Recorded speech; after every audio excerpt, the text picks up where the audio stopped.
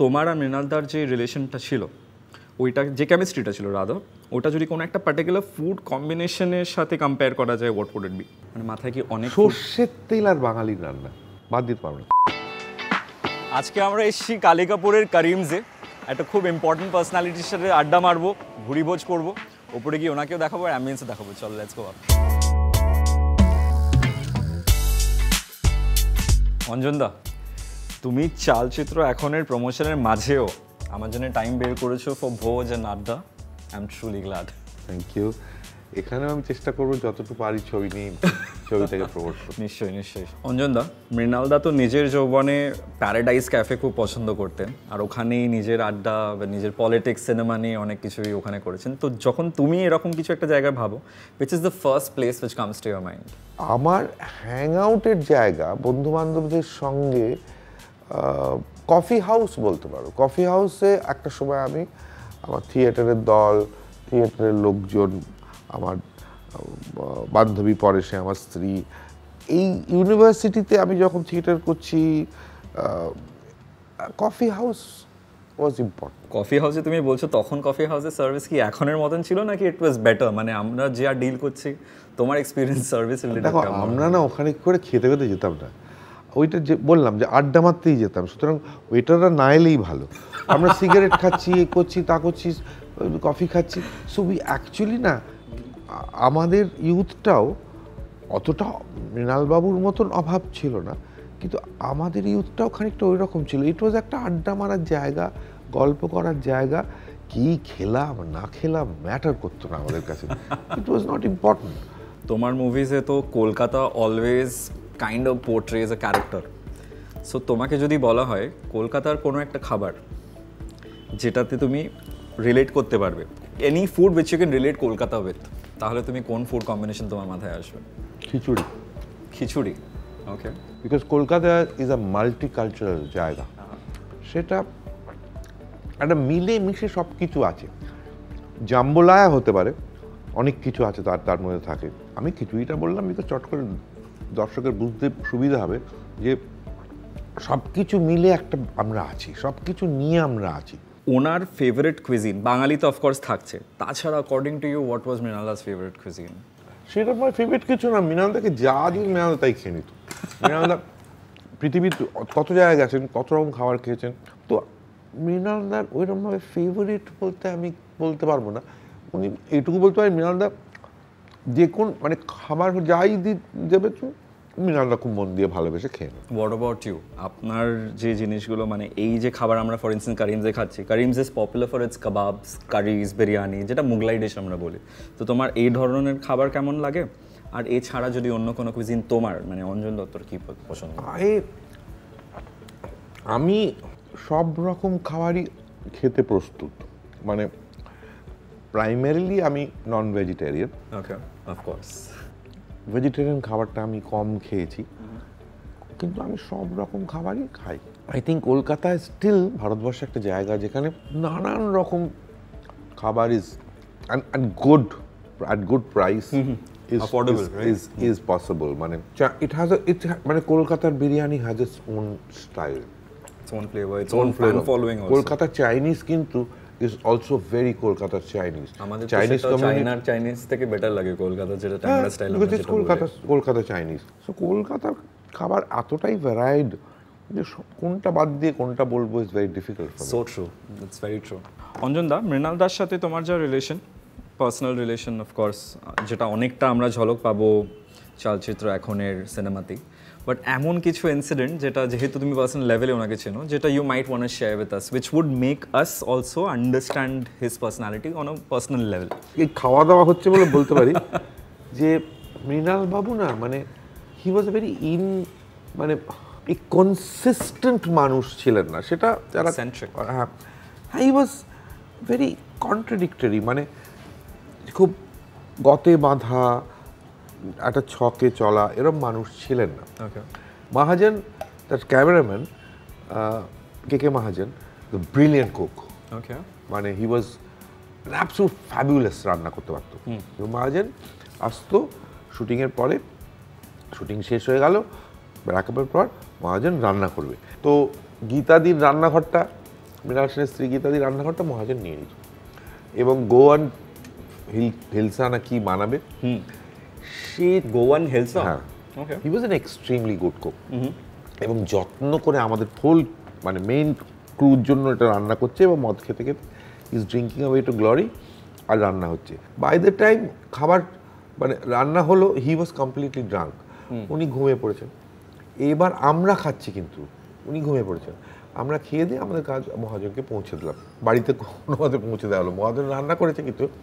So মহাজন ওয়াজ আ foodie, Mrinal দা নয়।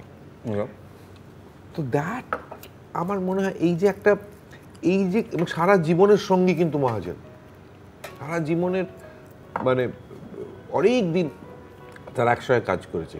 তুমি বলছো ফটোগ্রাফার প্লাস ফ্রেন্ড, ছেলের মতো নাকি? Because when Mahajan died, when he left, Mrinal Babu and গীতাদি collapsed.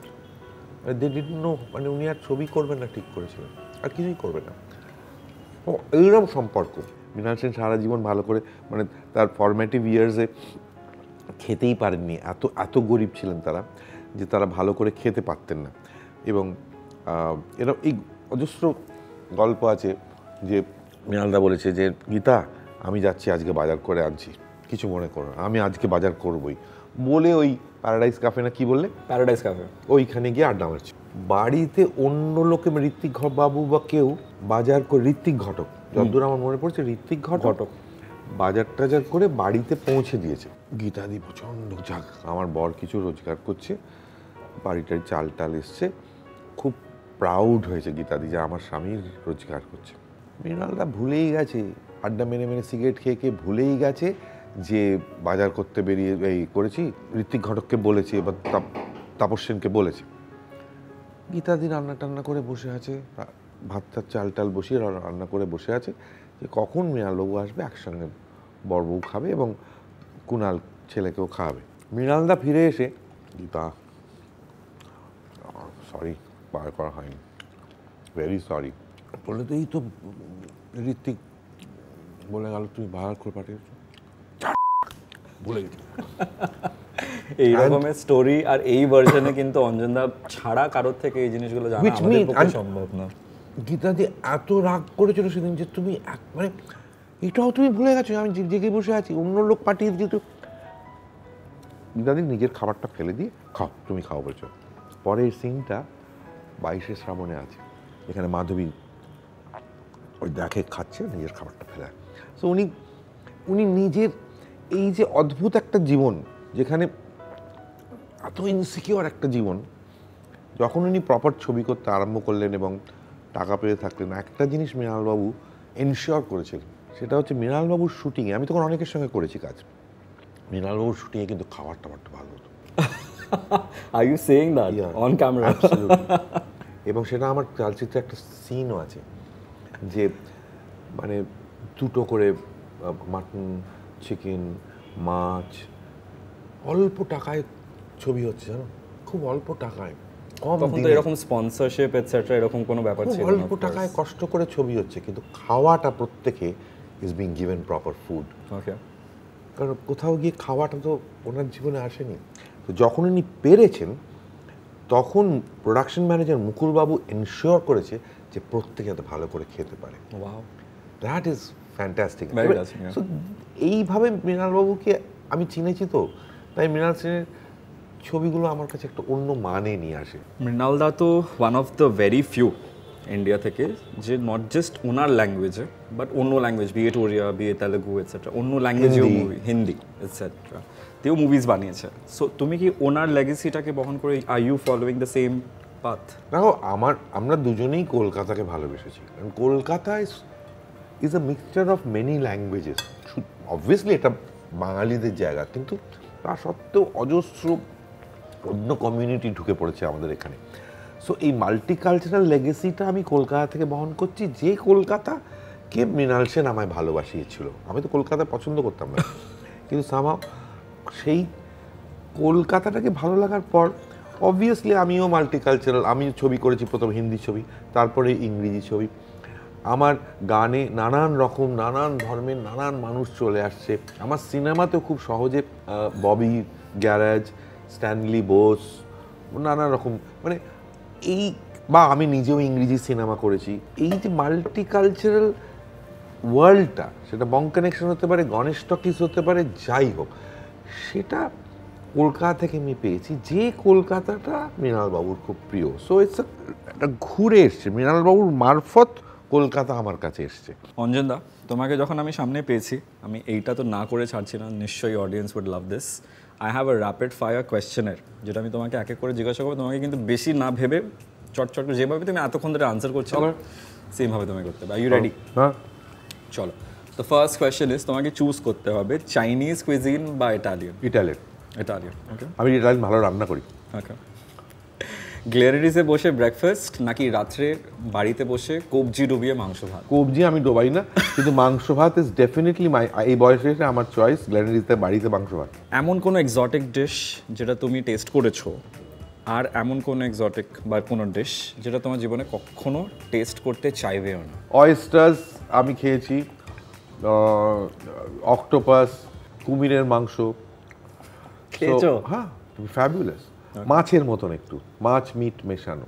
আর খেতে চাই না আমি কুকুরের মাংস খেতে পারবো না। এই কোয়েশ্চেনটা কিন্তু আমি অডিয়েন্স থেকেও করছি। তোমরা একবার ভিডিওটাকে পজ করে কমেন্ট সেকশনে জানিও যে তোমরা কি এক্সোটিক আজ অব্দি ট্রাই করেছো, আর কি যেটা তোমরা যতই মানে যদি তোমাদের সামনে 1 লক্ষ টাকাও দেওয়া হয় তোমরা ওটা কখনোই ট্রাই করবে না, সেটাও আমাদেরকে কিন্তু কমেন্ট সেকশনে জানিও। মুভিং অন, ফোর্থ র্যাপিড ফায়ারে তোমার কোয়েশ্চেন, সেটা হচ্ছে নিয়ন আলোয় পার্ক স্ট্রিট নাকি জলমলে আলোয় সাউথ ক্যালকাটার কোনো cafe? What would you prefer? Park Street? Sorry, ওটা খুব অবভিয়াস না, ওটা খুব অবভিয়াস, কিন্তু এটাতে জাস্ট কিছু করার নেই। আমি চেষ্টা করি যে ওই ফ্লুরিসটা না বলতে, সবাই এক্সপেক্ট করে ফ্লুরিস না, কিন্তু সত্যি না, আমার ইদানিং ভাল লাগে আমার বাড়িতে মানে মাছ ভাত মাংস বাড়িতে খেতে আমার ভালো লাগে। এবং আমার ছেলে খুব ভালো রান্না করে, আমার স্ত্রী রান্না করে, আমিও রান্না করি। So I enjoy that. And so why জিনিসটা not? একটা বেস্ট ব্যাপার অ্যাবাউট কিন্তু নিয়ন আলো Park Street is just too good, মানে দ্যাট ওনার থেকে you won't get diplomatic answers. হ্যাঁ, you will get as it is, মানে যেটা উনি অ্যাকচুয়ালি ফিল করেন ওটাই আসে, and that's the best part about him in today's day and age. যেটা কতটা রেয়ারিটি তোমরা সবাই জানো। ফাইনাল কোয়েশ্চেন, যেটা আজকের পুরো থিমের সাথে যাচ্ছে, যেটা হলো তোমার আর মৃণালদার যে রিলেশনটা ছিল, ওইটা যে কেমিস্ট্রিটা ছিল রাধা, ওটা যদি কোনো একটা পার্টিকুলার ফুড কম্বিনেশনের সাথে কম্পেয়ার করা যায়, হোয়াট উড ইট বি? এটা একটু টাফ না? না, টাফ নয়, it is very simple. It is মানে মাথায় কি অনেক সর্ষের তেল আর বাঙালির রান্না বাদ দিতে পারবে, মাছ আর সর্ষের তেল। সর্ষের তেল ছাড়া তুমি মাছ রান্না করতে পারবে কি? অলিভ অয়েল দিয়ে আমার মনে হয় না।